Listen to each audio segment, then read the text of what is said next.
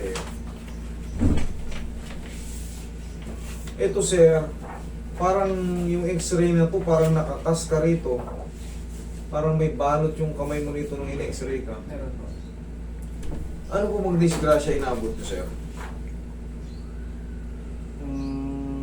Pagkatagba ko, sir. Lasing kasi ako nun, sir. Durog yung sa kamay mo sir eh, sa kanan. Dito mo, nadurog yung sa kanan mo rito.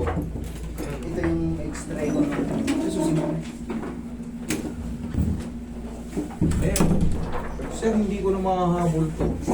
Honestly. Hindi ko na makahabol to. Wala na eh. Dapat to, in-adjust to. Kumbaga, nung unang araw. Ayan o. Hindi ko na to makahabol, sir. Pinabakalan to, sir. Pero yan, gagaling din naman yan. Pero, ganyan na po siya. Ang mangyayari dyan, pagka kasi wala yung ganyan mo, putol to, maaaring maapektuhan yung lakas ng kamay mo, yung oblique mo, yan maapektuhan dyan. Tapos, hindi mo na pwedeng iganon. Pwede mo iganon, pero pag ginanon mo yan, sobrang sakit. Base rito, sa x-ray na to, kasi pag inangat mo yan, bubuka yan, ma-hyperextend yung mga ligaments and tendons muscle dyan. Kaya, ang mangyayari dyan, sir, dahil nakagalingan na ng ganyan, sa totoo lang dapat yan, ipin yan, lalagyan ng ano yan. Para kang nakano yun. Para kang may anti-antena rito sa kamay. Ganun ang gagawin doon, ipinipin yan, o-operahin. Pero pag in-adjust ko yan, sir, wala, masasaktan lang kita. Hindi ko po kaya yan. Pero kung unang araw yung namamaga pa, isa ang sakit na kasi masakit na yun eh. Eh ngayon kasi ano na yan? Ano na to eh? Nagkalaman na. Oo, hindi. Established na yan kasi kinasting na eh. Kinasting na. Pag syempre, pagtanggal mo ng casting, hinog na yun. Kumbaga, humilom na yung sugat sa loob. Yung buto, still, nakagano na siya. Oh? Yan oh. Nakalabas. Sir, yung bus niyan, sir, nung nasa hospital pa ako, sir, mga limang araw pa lang siguro. O kaya nga eh, kinasting ka na eh. Didikit na po yun. Tsaka magaling na yung mga sugat. Ganito kasi itsura ng buto, sir. Oh.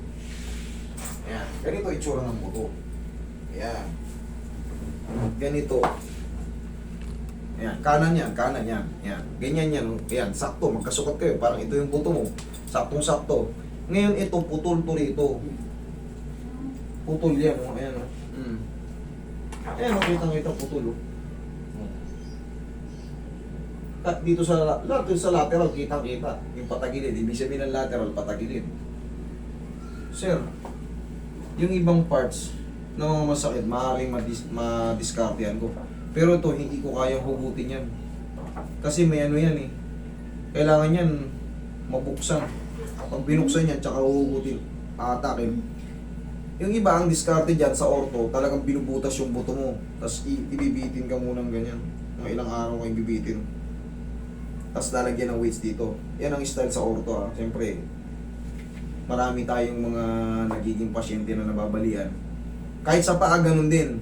Lalagyan dito ng ano, tapos babarinahin yun, no? Lalagyan ng weights. Ilang araw ka lang hanggang para bumaba.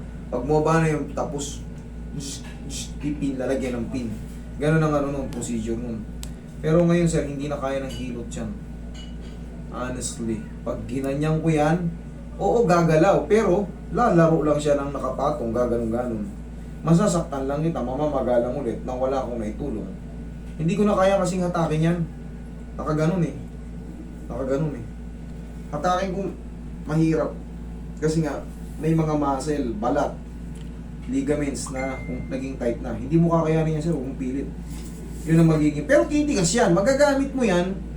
Pero magiging limited yung hindi ka kaya ng ganyan, no? Hindi kaya ng ganito. Yun ang magiging limited po siya. Okay, titigas pa po yan, magagamit mo yan, pwede mo isuntok yan, pwede mo mga ano yan. Pero weak, mababawasan ka ng maybe 50% sa lakas niyan. Pero yung mga daliri mo, kaya mo yan. Pero yung dito, katulad niyan, pag naganon ka, hindi mo kaya yun. Itong daliri ko, sir, hindi ko siya may higpit na gano'n. Ayun nga, mababawasan ng 50%, pero may kakapit mo siya. Ganun lang. Kasi magkakaroon ng kontrahan dito. Punong-puno kasi ng, punong-puno ng ligaments yan dito. Ayan o, yan ang mga kamay o. May mga ligaments yan na nakasampayan dito, nakadikit. Eh, syempre, bali yung dito mo. Saan mapupunta ngayon yung pinagputulan yan? Lalaw-law. Ngayon, connected yan pa ganun. Wala yung ibang ano eh. Pati sa kamay kasi, buong ano, may mga ligaments and tendons yan.